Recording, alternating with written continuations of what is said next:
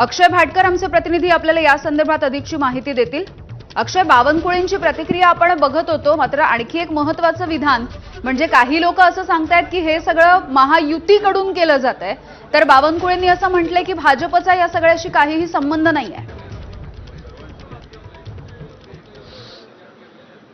या आधी देखील जर आपण पाहिलं, ज्यावेळी खासदार फुटलेले होते त्यावेळी देखील बावनकुळे यांनी समोर येऊन हे सांगितलं होतं की खासदार फुटण्यामध्ये किंवा शिवसेना फुटण्यामध्ये आमचा कोणताही संबंध नाही। हे संपूर्ण ऑपरेशन जे आहे ते ऑपरेशन थेट एकनाथ शिंदे यांच्याकडून केलं जातं आहे आणि तेच या ऑपरेशनचे खरे सूत्रधार आहेत। त्यामुळे याच्या पुढे जरी ऑपरेशन झालं तरी देखील नेमकं हे ऑपरेशन जे आहे ते शिंदे सेनेकडून केलेलं आहे, आमच्याकडून केलं जाणार नाही असं देखील सांगेल। त्यामुळे आधी देखील भाजपने या संपूर्ण ऑपरेशन मधून असेल किंवा या संपूर्ण या पक्षफुटीतून असेल आपला हात बाजूला केलेला होता। आता देखील त्यांनी तेच केलेलं आहे। अनेक आमदार अजूनही येत आहेत, मग मुर्जी पटेल असतील शिवसेनेचे किंवा इतर आमदार असतील, हे सगळे आता ज्यावेळी येत आहेत त्यावेळी इथे अनेक लोक जी आहेत ती आपल्याला याच गोष्टीवर प्रतिक्रिया देताना दिसत, कारण की गेल्या अनेक दिवसांपासून एकनाथ शिंदे हे आमदारांचं देखील ऑपरेशन पुढे करतील असं सांगण्यात येत होतं आणि आता हळूहळू हे ऑपरेशन जे सुरुवात झालेली असं देखील लक्षात येत आहे। कारण की सचिन अहिर यांनी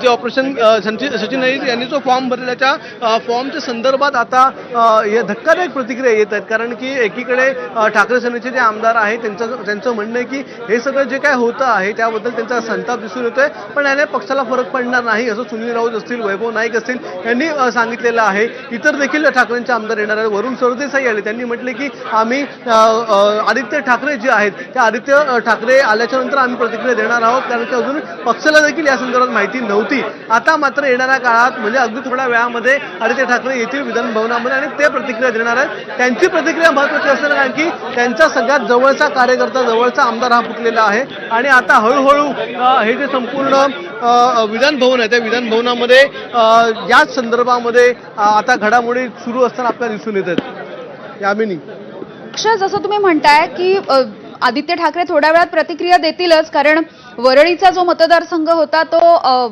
आमदार सचिन अहिर यांनी आदित्य ठाकरे यांच्या निवडणुकीसाठी विधानसभेच्या सोडलेला होता। किंबहुना ते आदित्य ठाकरे यांचे अत्यंत विश्वासू आणि निकटवर्तीय मानले जातात। मात्र ज्याला आपण विश्वासू आणि निकटवर्तीय म्हणतो तो जेव्हा साथ सोडून जातो तर याची कुणकुण आधीपासून नव्हती त्यांना?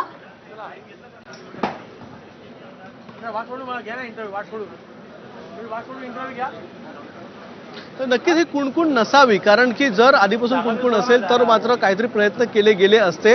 पण आता तांत्रिक कारण जे सांगितलं जात होतं की यामध्ये सचिन अहिर हे फसतील किंवा तांत्रिक कारण आहे आणि ते त्याच्यामुळे त्यांचा पक्षप्रवेश जो आहे तो बाद ठरेल, त्यांच्यावर पक्षांतर बंदी कायदा लागेल। पण ह्या सगळ्या गोष्टी ज्या आहेत त्या देखील आता शिवसेनेकडून सांगितल्या गेल्या, शिवसेना शिंदे गटाकडून काही स्पष्टीकरण आलेलं आहे की कशा प्रकारे हा जो पक्षप्रवेश आहे किंवा उपसभापती पद हे जे दिले गेलेलं आहे ते कशा प्रकारे योग्य ठरेल हे देखील सांगितले। कारण की 2022 साली ज्यावेळी सचिन अहिर हे आमदार झाले होते विधान परिषदेमध्ये, त्यावेळी ही शिवसेना जी आहे ती एकच होती आणि त्यावेळी सगळे आमदार, सगळे खासदार हे एकत्र होते आणि त्यांना जे त्यांनी मतदान केलेलं होतं ते सगळे त्यावेळी एक शिवसेना असल्यामुळे आता पुन्हा ज्यावेळी 2026 आहे, 2026 मध्ये देखील शिवसेना पक्षाचं चिन्ह हे सगळं जे आहे ते एकनाथ शिंदे यांच्याकडे आहे।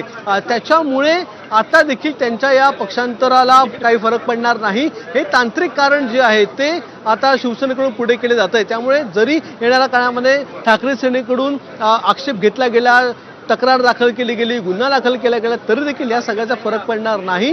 जरी ठाकरे सेनेकडून आवाज उठवला गेला तरी देखील काही महत्त्वाची तांत्रिक कारण जी आहेत ती एकनाथ शिंदे यांच्याकडे देखील आहेत आणि खासदारांच्या वेळी देखील त्यांनी अशाच प्रकारे वेळ घेतला होता। अगदी 5 ते 6 दिवसानंतर हे जाहीर केलं होतं की या सगळ्यांचा प्रवेश झालेला आहे, कारण की तांत्रिक कारणं जी आहेत ती चेक केली जात होती, नियम चेक केले होते।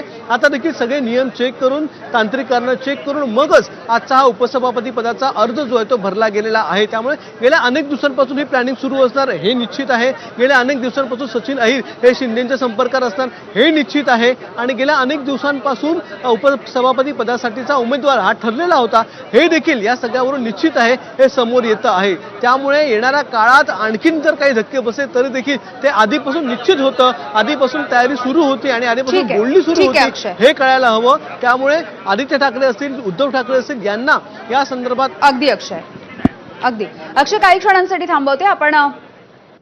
सचिन अहिर हे अचानक ठाकरेंच्या शिवसेनेमधून शिंदे